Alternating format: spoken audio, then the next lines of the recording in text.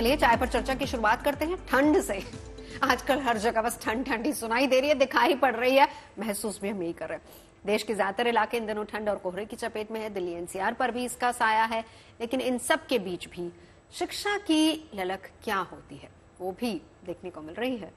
आपको बता दें कि इंडिया गेट पर सुबह के समय ठंड और कोहरे के चलते बहुत कम लोग दिखते हैं, लेकिन दोपहर के बाद यहां लोगों का तांता लगना शुरू हो जाता है, जो यहां दिल्ली की सर्दी का लुत्फ लेते नजर आते हैं। देखिए,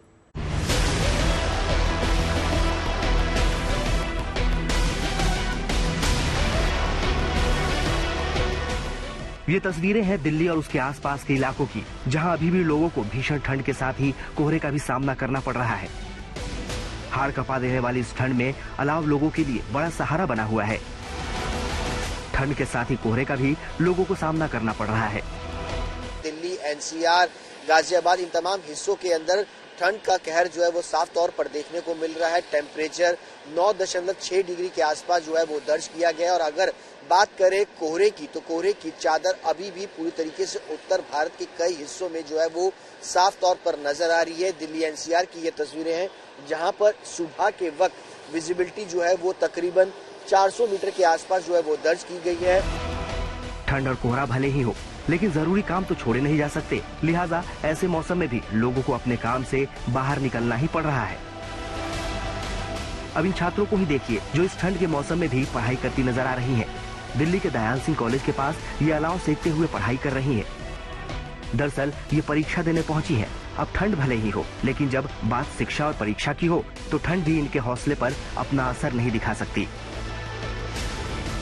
ठंड बहुत है, एग्जाम का टाइम चला हुआ है, तो आग लगी हुई देखी तो आके बैठ गई। पढ़ना तो तब भी है, सोचा थोड़ा बहुत पढ़ लेते। कॉलेज की एंट्री स्टार्ट नहीं हुई कॉलेज के अंदर अभी। यहाँ आज जली हुई थी तो हम बैठ गए, क्योंकि अभी हमारा एग्जाम 9:30 का है, बट अभी एंट्री स्टार्ट नहीं हुई है। एंट्री 9 और 9:15 के अराउंड स्टार्ट होगी, तो इतने हम सोचे कि रिवीजन कर लेते हैं। और अभी आज जली हुई थी, ठंड काफी ज्यादा है, तो हम सोचा कि हम पढ़ ही लेते हैं या बैठ के अभी। अब जरा दिल्ली के इंडिया गेट का हाल देखिए। ठंड की वजह से यहाँ सुबह के वक्त कम ही लोग नजर आ रहे हैं। हवाओं के चलने से कोहरे में तो कुछ कमी जरूर आई है, लेकिन ठंड बढ़ गई है। तकरीबन 8 डिग्री के आसपास मिनिमम टेम्परेचर सुबह के वक्त पहुंच गया था और रात में ये 7 डिग्री के आसपास था। मैं अगर आपको तस्वीरें दिखाऊं इंडिया गेट के आसपास की, आप देखें तो हल्का कोहरा आपको नजर आएगा, हल्की धुंध नजर आएगी। उसकी वजह यह है कि हवा हल्की ही सही, लेकिन लगातार हवा चल रही है और उतनी नमी नहीं है मौसम में। सुबह के वक्त ठंड के चलते इंडिया गेट के आसपास भले लोग कम दिखते हैं, लेकिन शाम होते होते यहाँ लोगों की अच्छी भीड़ से खूब चहल पहल रहती है। दरअसल लोग यहाँ अलग अलग जगहों से दिल्ली के मौसम का लुत्फ उठाने पहुँचते हैं। इस ठंड का लुत्फ उठाने के लिए सैलानी जो है इंडिया गेट पे बड़ी संख्या में पहुंचने लगे हैं। 26 जनवरी के लिए की गई लाइटिंग इस समय इंडिया गेट की शान और खूबसूरती और बढ़ा रही है। और इन लाइट्स को देखने के लिए, सर्दियों का लुत्फ उठाने के लिए देश के अलग अलग कोनों से सैलानी जो है वो इंडिया गेट पहुंच रहे हैं। दिल्ली के अलग अलग मॉन्यूमेंट्स देखने पहुंच रहे हैं। अब जरा गाजियाबाद की ये तस्वीर देखिए। ठंड की वजह से लोगों को मुश्किल हो रही है, खासकर बुजुर्ग अपनी कॉलोनी से निकलने से परहेज ही कर रहे हैं। कॉलोनी में थोड़ा सा सामान रहता है तो भीतर ही घूमना पड़ता है, बाहर तो जा ही नहीं सकते, क्योंकि सांस लेने में परेशानी होती है। नगर पालिका बहुत सुविधा दे रहा है। नगर जो आपके रेन बसेरा सुधारे जा रहे हैं, उसमें आग और उसका पुलाव का इंतजाम किया जा रहा है। दिल्ली एनसीआर में रहने वाले अब ठंड से राहत का इंतजार कर रहे हैं, लेकिन ठंड से बचने का दुरुस्त इंतजाम जरूरी है, ताकि इसका आपकी सेहत पर असर न पड़े। दिल्ली से सुशांत मेहरा, हिमांशु मिश्रा और अनामिका गौड़ की रिपोर्ट।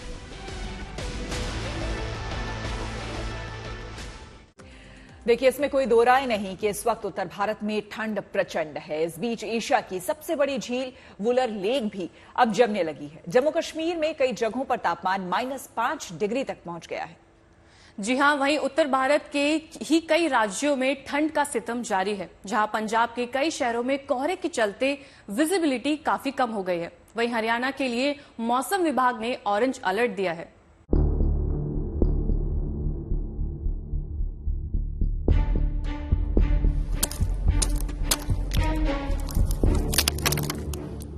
मैदानी इलाकों में जहां लोग 4-5 डिग्री पारे की मार झेल रहे हैं, वहीं पहाड़ों में प्रचंड ठंड पड़ रही है। पूरे कश्मीर में इन दिनों जमा देने वाली ठंड पड़ रही है। वहीं श्रीनगर में पारा -3 डिग्री को छू रहा है। बर्फ की चादर से ढकी ये डल झील है, तो वहीं एशिया की सबसे बड़ी झील वुल्लार झील भी अब जमने लगी है। पूरे कश्मीर को ठंड ने अपनी चपेट में लिया है। शुक्रवार की सुबह श्रीनगर का तापमान -2 डिग्री तक लुढ़का, जबकि कश्मीर के अधिकतर पहाड़ी इलाकों में ये तापमान और भी नीचे -6 तक लुढ़का है। हालत इस स्थिति तक पहुंची है कि उत्तरी कश्मीर का सबसे बड़ा झील वुलूर झील भी अब जमने लगा है। वुलूर झील जमने से इस झील में मछुआरों को भी अब दिक्कतें आ रही हैं, न सिर्फ चलने फिरने में बल्कि मछलियां पकड़ने में भी। मौसम विभाग का कहना है कि फिलहाल 1 हफ्ते तक कश्मीर में इसी तरह मौसम का मिजाज बना रहेगा। श्रीनगर और जम्मू में दिन और रात का तापमान सामान्य से नीचे है। जम्मू, सांबा और कठुआ जिला लगातार घने कोहरे की जद में है। लोगों को एक जगह से दूसरे जगह जाने में काफी मुश्किलों का सामना करना पड़ रहा है। हालांकि सैर सपाटे के लिए कश्मीर पहुंच रहे लोगों के लिए ये ठंड काफी रोमांचक है। सैलानियों को कश्मीर की ठंड खूब रास आ रही है। यहाँ बहुत ठंड है और डल लेक पूरी तरह से जमी हुई है और हम लोग को यहाँ बहुत मजा आ रहा है। किश्तियाँ चल रही है और बहुत अच्छा फील हो रहा है हम लोग को। पूरी तरह से डल लेक है जो जमा हुआ है और काफी ठंड है। यहाँ पे -1 डिग्री है। जम्मू कश्मीर ही नहीं, हिमाचल प्रदेश, उत्तराखंड समेत उत्तर प्रदेश में भी पारा गोते लगा रहा है। इस बीच हरियाणा के लिए मौसम विभाग ने ऑरेंज अलर्ट जारी कर दिया है। यहाँ पिछले 2 दिनों से कड़ाके की ठंड पड़ रही है। वहीं पंजाब के कई शहरों में घने कोहरे ने विजिबिलिटी को 0 पर पहुंचा दिया है। तापमान 4 डिग्री तक पहुंच गया है। हालांकि जाड़े का ये मौसम से पंजाब में गेहूं की फसल के लिए मुफीद बताया जा रहा है।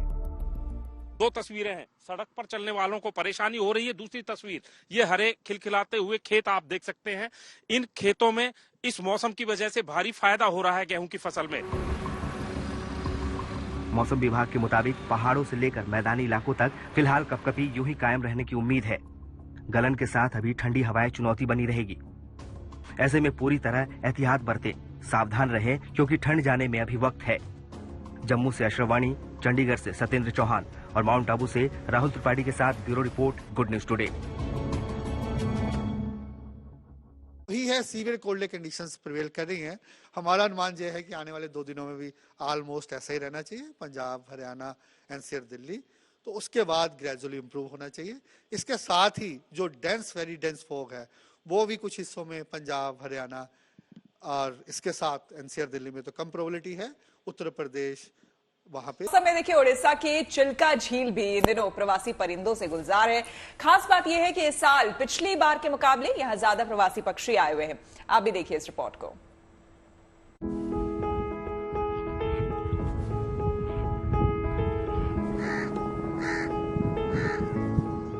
ओडिशा की मशहूर चिल्का झील प्रवासी पक्षियों से गुलजार है। इस झील में इन दिनों बड़ी तादाद में विदेशी परिंदे जल विहार कर रहे हैं। देश विदेश से आए सैलानियों के लिए ये परिंदे आकर्षण का बड़ा केंद्र है। सर्दियों के मौसम में 100 से ज्यादा प्रजातियों के लाखों प्रवासी पक्षी सुदूर इलाके से यहाँ आते हैं। इनमें बड़ी तादाद नॉर्दर्न पिंटल, गैडवाल, राजहंस और यूजिन पक्षियों की है। हर साल की तरह इस बार भी इस झील में आए प्रवासी पक्षियों की गिनती की गई। इससे पता चला कि पिछले साल के मुकाबले इस बार यहाँ कुछ ज्यादा पक्षी आए हैं। This time the census of birds in Chilika has already been completed, and we have found that the total number of birds which have come to Chilika the number is 11,37,759, which is of 187 species. Chilka झील Asia की सबसे बड़ी खारे पानी की झील है। यह झील उड़ीसा के पुरी, गंजम और खोर्धा जिले में लगभग 1100 वर्ग किलोमीटर क्षेत्र में फैली हुई है। 2023 में इस झील में 184 प्रजाति के 11,31,929 पक्षी आए, जबकि 2022 में 10,74,000 प्रवासी पक्षी आए थे। 2021 में रिकॉर्ड संख्या में 12,42,826 पक्षी चिल्का आए। इस तरह 2020 में 11,05,040 पक्षी आए थे। चिल्का लेक के साथ साथ ओडिशा के नलबाना द्वीप में भी बड़ी तादाद में प्रवासी पक्षी आते हैं। पक्षियों की गिनती के लिए इन क्षेत्रों में सैलानियों के लिए 2 दिन बंद रखा गया था। खबर है कि इस बार झील में पक्षियों की गिनती के लिए GPS और दूरबीन का उपयोग किया गया है, ताकि उनकी सही संख्या का पता चल सके। Bureau report, good news today. Ayodhya में प्राण प्रतिष्ठा कार्यक्रम को भव्य बनाने की हो रही तैयारी के बीच पूरे देश में राम नाम की गूंज सुनाई पड़ रही है। अब तो माता सीता के मायके से चली भार यात्रा भी रामनगरी पहुंचने वाली है। बिल्कुल, विराटनगर के रास्ते नेपाल भारत बॉर्डर पर जब ये यात्रा पहुंची तो लोगों का उत्साह देखने लायक था। बॉर्डर पर इस यात्रा का धूमधाम से स्वागत किया गया। इस यात्रा में शामिल होने के लिए राम भक्तों का सैलाब उमड़ पड़ा।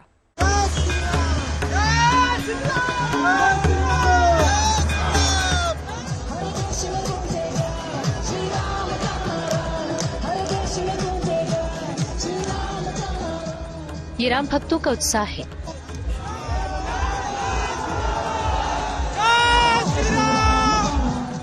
यह अयोध्या में होने वाले प्राण प्रतिष्ठा कार्यक्रम का जोश है, जो जनकपुर से चली इस भारी यात्रा में है।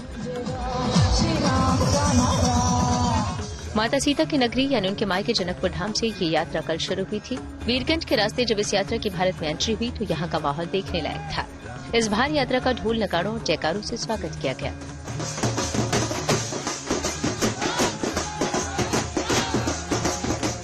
बहुत धार्मिक माहौल है, लोगों में बहुत उत्साह है।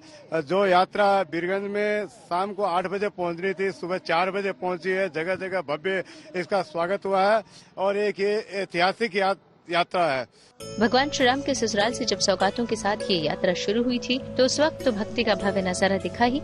भारत में प्रवेश करते ही इस यात्रा में राम भक्तों का सैलाब उमड़ पड़ा।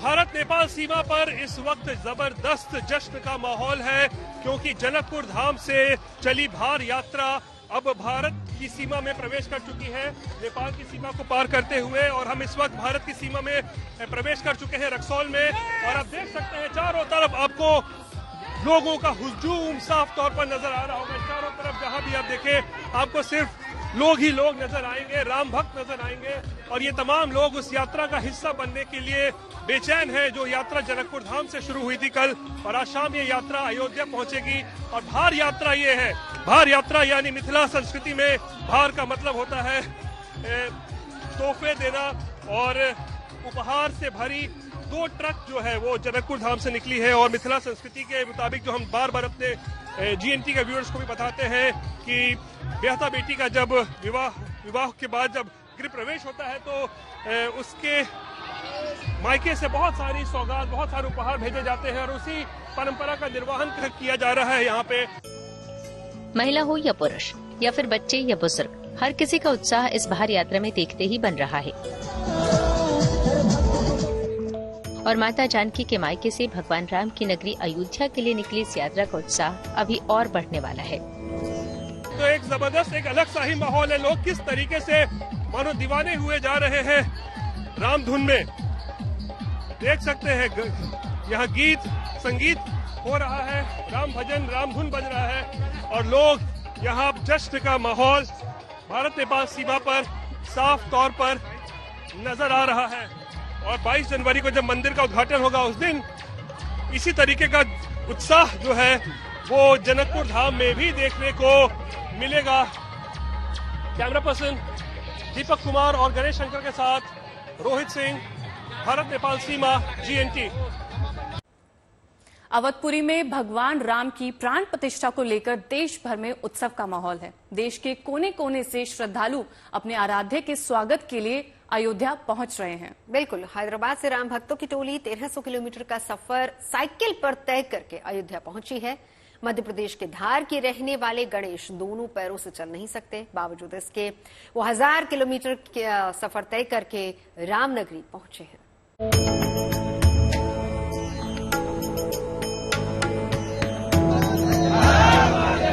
ये प्रभु श्री राम के प्रति आस्था और श्रद्धा ही है जो राम भक्तों को नई ऊर्जा देती है। अपने आराध्य के प्रति स्नेह और प्रेम इतना है कि इस भयंकर ठंड में भी भक्त हजारों किलोमीटर से दूर साइकिल का सफर तय कर अयोध्या पहुंच रही हैं। इन भक्तों की बस यही ख्वाहिश है कि जब भगवान राम भव्य मंदिर में विराजेंगे तो ये उस ऐतिहासिक पल को अपनी आंखों में कैद कर सकें।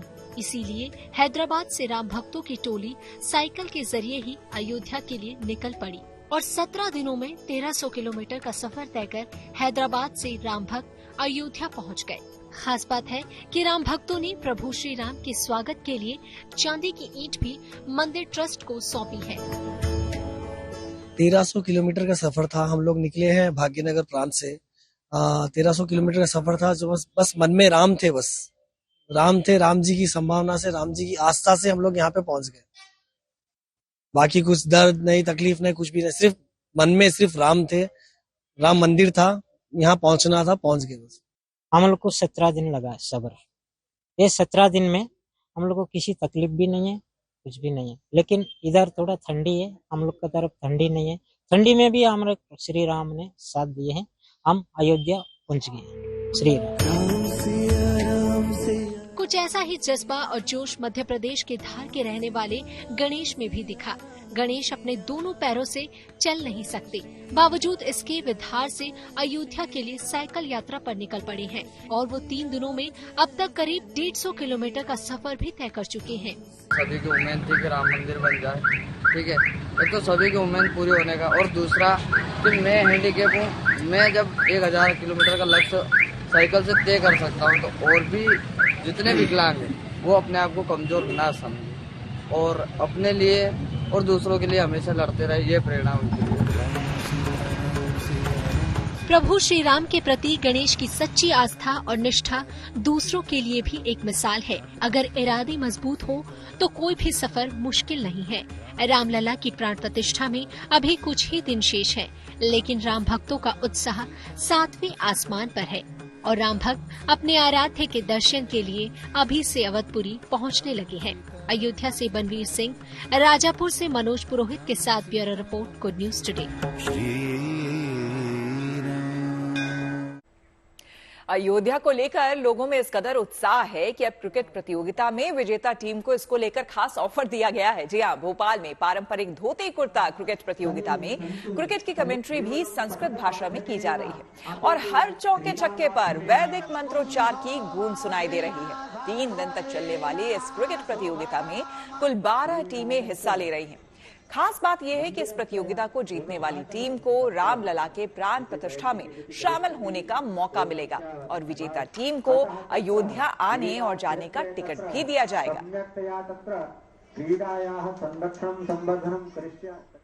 ऐसी तस्वीरें बेहद कम ही या फिर शायद कभी ना देखी हो जब धोती कुर्ते में क्रिकेट खेला जा रहा हो। दरअसल सनातन धर्म की जो अलख है उसे जगाए रखने के लिए और सनातन के प्रति लोगों को जागरूक करने के मकसद से भोपाल में ये अनोखी क्रिकेट प्रतियोगिता हो रही है, जहां पर ब्राह्मण समाज के जो युवक हैं वो पारंपरिक धोती कुर्ता पहन करके क्रिकेट का जो प्रतियोगिता है उसमें भाग ले रही। इस क्रिकेट कंपटीशन का एक संबंध भगवान श्री राम की नगरी अयोध्या से भी जुड़ गया है, क्योंकि इसमें जो जीतेगा उसके लिए बेहद ही एक जो ध्यान देने वाली बात है कि उसे अयोध्या जाने का मौका दिया जाएगा। एक ही उद्देश्य है संस्कृत और संस्कृति को बढ़ावा देने के लिए, और इस बार महर्षिगढ़ में बहुत अच्छा रखा है कि जो टीम विजेता होगी ना उसको अयोध्या ले जाना हमारा काम रहेगा। जहां एक तरफ पूरा देश राममय है, भगवामय हो रहा है, तो वहीं दूसरी तरफ इस क्रिकेट कंपटीशन में भी जीतने वाली टीम को अयोध्या भेजने की तैयारी हो रही है। कैमरामैन अमरीश के साथ अवीश पाल सिंह।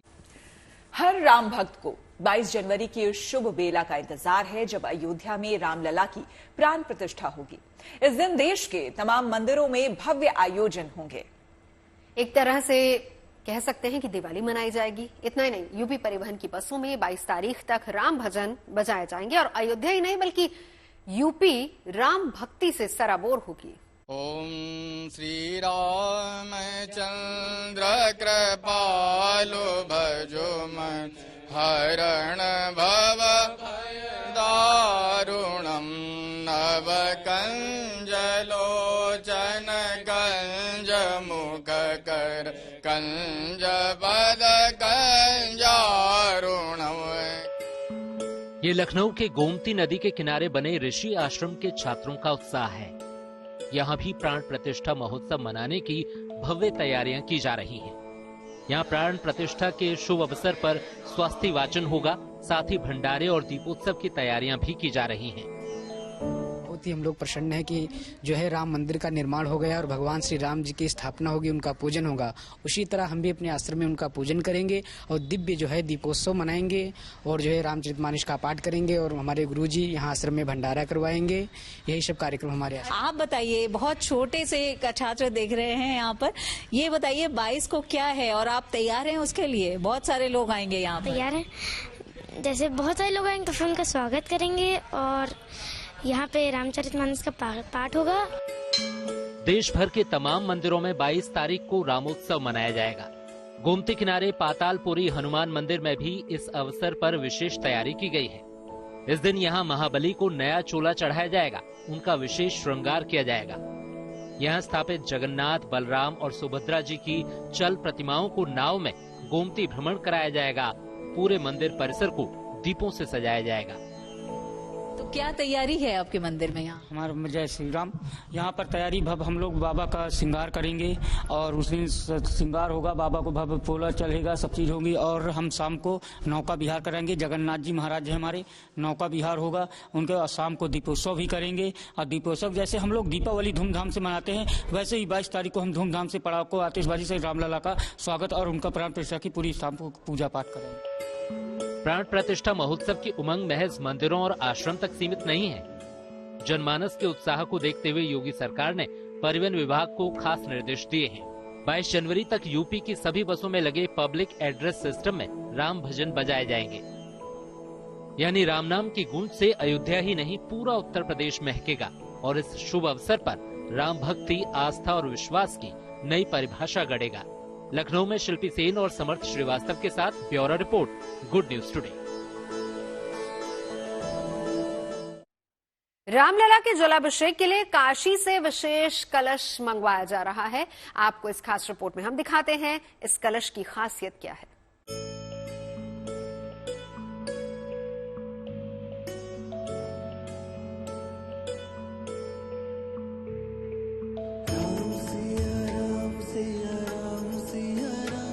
अवधपुरी अयोध्या में रामलला की प्रतिमा की प्राण प्रतिष्ठा की शुभ घड़ी नजदीक आ रही है। केवल 84 सेकंड्स के शुभ मुहूर्त में 121 पुरोहित प्राण प्रतिष्ठा का अनुष्ठान संपन्न कराएंगे। इस विशेष अनुष्ठान के सिलसिले में रामलला को तमाम तीर्थों और देश विदेश की प्रमुख नदियों के पवित्र जल से स्नान कराया जाएगा। इस दौरान 1008 छिद्रों वाले इस घड़े से प्रवाहित जल से रामलला का अभिषेक किया जाएगा। यहाँ के हुनरमंद हस्तशिल्पी लालू कशेरा ने इस अनोखे घड़े का निर्माण किया है, जिससे निकली जलधारा से रामलला का अभिषेक होगा। ये व्हाइट मेटल है, इस पे वर्किंग कर करके इसको बनाया जाता है और इसमें छिद्र कराया जाता है मशीन से। और ये अभिषेक प्रभु रामचंद्र जी के अभिषेक के लिए ये बना हुआ है एक पीस, इसी से अभिषेक जल अभिषेक होगा। प्राण प्रतिष्ठा के लिए प्रतिमा को गंगा जल और पवित्र नदियों के जल से स्नान कराया जाता है। इसके बाद उन्हें नए वस्त्र धारण कराए जाते हैं। इसके बाद प्रतिमा को शुद्ध और स्वच्छ स्थान पर विराजित किया जाता है और चंदन का लेप लगाया जाता है। उनका श्रृंगार किया जाता है और मंत्रों का पाठ कर प्राण प्रतिष्ठा की जाती है। तो इसके डेमो के साथ हम देख सकते हैं कि कितनी मुश्किल से इसको तैयार किया जाता है और खास तौर से यही वे घड़ा है जिसे सहस्त्र छिद्र अभिषेक पात्र कहते हैं और इसी पात्र के जरिए प्रभु राम की मूर्ति की प्राण प्रतिष्ठा होगी और जलाभिषेक भी होगा, जिसमें काशी के हस्तशिल्पियों का बहुत बड़ा योगदान है। जलाभिषेक इस विशेष पात्र के अलावा श्रृंगी, कमंडल जिसे झारी या लुटिया भी कहते हैं, आचमनी या अर्घी और तष्टा यानी छोटी तश्तरी वाले खास पूजन पात्र के भी 125 सेट यहाँ तैयार किए गए हैं। वेद के समय जो मंत्र पढ़ते हैं उसके समय ये उपयोग होता है। ये तष्टा और ये अर्घी और ये झारी, इसको झारी बोलते हैं, लोटिया भी बोलते हैं इसको। व्हाइट मेटल का है ये सिंगी है। अभिषेक रुद्री अभिषेक में भी काम आता है और प्रभु रामचंद्र जी के अभिषेक में भी ये लगेगा। जलाभिषेक के लिए विशेष घड़े और पूजन पात्रों के निर्माण का काम 20 दिसंबर 2023 को शुरू कर दिया गया था। इन सामग्रियों को प्राण प्रतिष्ठा समारोह के लिए 10 जनवरी तक मंदिर ट्रस्ट को सौंप दिया जाएगा। Roshan Jaiswal, Varanasi, good news today. Ayodhya में भगवान राम के आगमन की तैयारियां तेज चल रही हैं। अवधपुरी को सजाया जा रहा है। भव्य राम मंदिर के साथ साथ अब त्रेता युग के साक्ष्यों को भी संजोया जा रहा है। बिल्कुल, आपको बता दें कि रामनगरी में मौजूद 3 कलश मंदिर का जीर्णोद्धार किया जा रहा है। ये वही मंदिर है जहां भगवान राम ने अपने भाइयों के साथ गुरु वशिष्ठ से शिक्षा ली थी।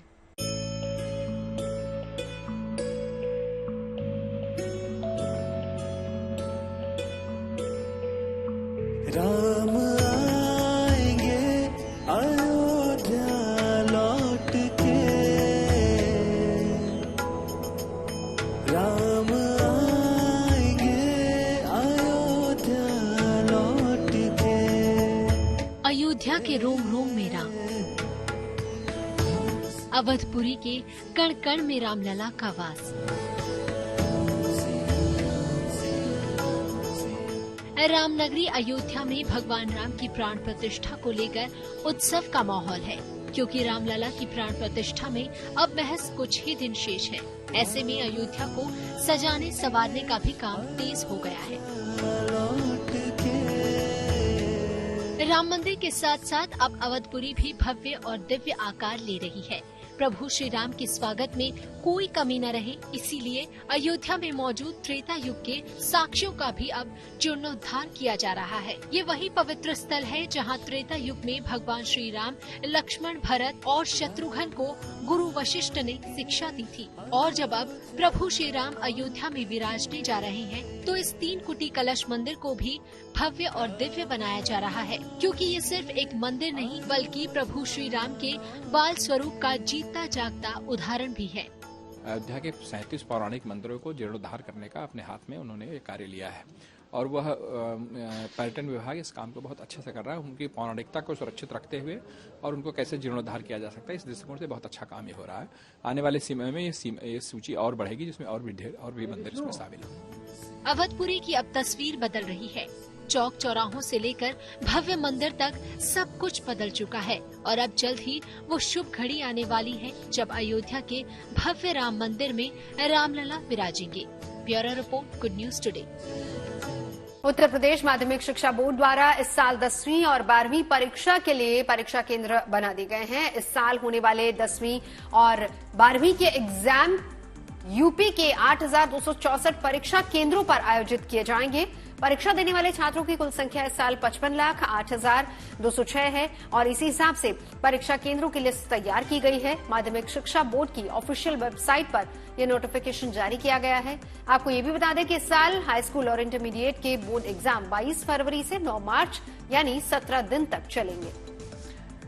इस दौरान आपको बता दें कि परीक्षाएं 2 शिफ्ट में आयोजित की जाएंगी। पहली शिफ्ट सुबह 8:30 बजे से 11:45 तक और दूसरी शिफ्ट दोपहर 2 बजे से शाम 5:15 तक चलेगी। अब छात्रों के पास तैयारी और रिवीजन के लिए 1.5 महीने का समय ही बचा है। परीक्षा केंद्रों पर उपस्थित होने से पहले छात्रों को एडमिट कार्ड दिखाना जरूरी है। इस साल नकल रोकने के लिए यूपी के माध्यमिक शिक्षा विभाग के साथ एसटीएफ टीम को भी लाया जाएगा। ऐसे में छात्र वेबसाइट से विषयों के मॉडल पेपर डाउनलोड करके भी पढ़ाई कर सकते हैं। यूपी की राजधानी लखनऊ में आज से नो योर आर्मी फेस्टिवल 2024 का आगाज हो गया है। यूपी के मुख्यमंत्री योगी आदित्यनाथ ने कार्यक्रम का शुभारंभ किया। इस दौरान सीएम योगी अत्याधुनिक हथियारों पर भी हाथ आजमाते हुए नजर आए और सीएम योगी ने सेना के टैंक की भी सवारी की। आपको बता दें कि नो योर आर्मी फेस्टिवल अगले 3 दिनों तक राजधानी लखनऊ में चलेगा। खास बात यह है कि इस कार्यक्रम के जरिए लोगों को भारतीय सेना के पराक्रम और शौर्य को भी करीब से जानने का मौका मिलेगा। अक्सर देखा गया है कि मरीज को जब खून की जरूरत होती है तो उसके परिजन ब्लड की व्यवस्था के लिए यहां वहां भटकते हैं, ब्लड डोनेट करने वाले की व्यवस्था में लग जाते हैं। ऐसे में ब्लड बैंक मोटी फीस भी वसूलते हैं। लेकिन अब इस समस्या से मरीजों और उनके परिजनों को राहत मिलने वाली है। दरअसल अस्पतालों और प्राइवेट ब्लड बैंकों में खून के बदले मोटी रकम वसूलने पर लगाम लगाने के लिए सरकार ने बड़ा फैसला लिया है, जिसके तहत ब्लड बैंक या अस्पताल से खून लेने पर अब प्रोसेसिंग फीस के अलावा किसी भी तरह का कोई चार्ज नहीं लगेगा।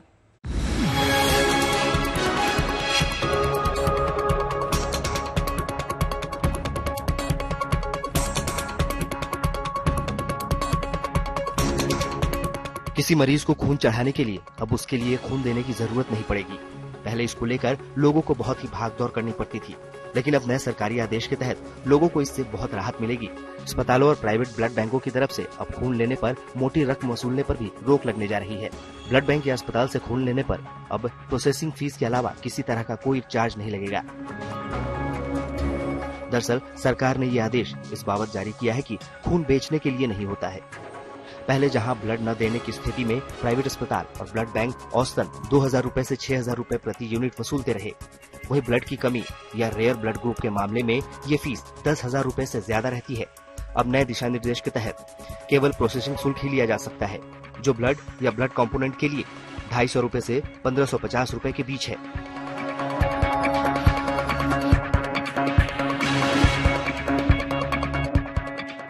यानी आसान भाषा में मिसाल के तौर पर इसे समझे तो फुल ब्लड या पैक्ड आरबीसी का वितरण करते समय 1550 रूपए फीस ली जा सकती है, जबकि प्लाज्मा और प्लेटलेट्स के लिए फीस 400 रूपए प्रति पैक होगा।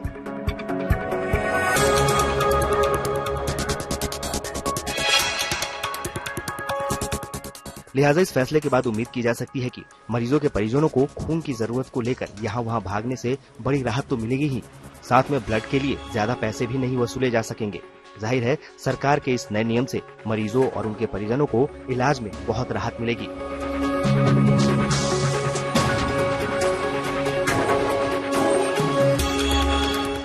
Bureau report, good news today. और अब खबर बिहार से है। आइए आपको हम मिलवाते हैं बिहार के बगहा की आदिवासी महिलाओं से, जिन्होंने गांव में लघु उद्योग लगाकर रोजगार पैदा कर दिया है। रोजगार की मुहिम में करीब 200 आदिवासी महिलाएं एकजुट हुई हैं और ऑर्गेनिक साबुन बना रही हैं। यहाँ न तो घर वालों के लिए खाना बन रहा है और न ही बच्चों के लिए दूध गर्म किया जा रहा है। दरअसल यहाँ एक पहल हो रही है रोजगार की खातिर। बिहार के बगहा जिले में आदिवासी महिलाएं बकरी के दूध से अपने इलाके में रोजगार के अवसर पैदा कर रही हैं। बकरी के दूध के साथ ग्लिसरीन मिलाकर महिलाओं ने साबुन तैयार किया है। खास बात है कि इस साबुन में किसी भी तरह के केमिकल का इस्तेमाल नहीं किया गया है।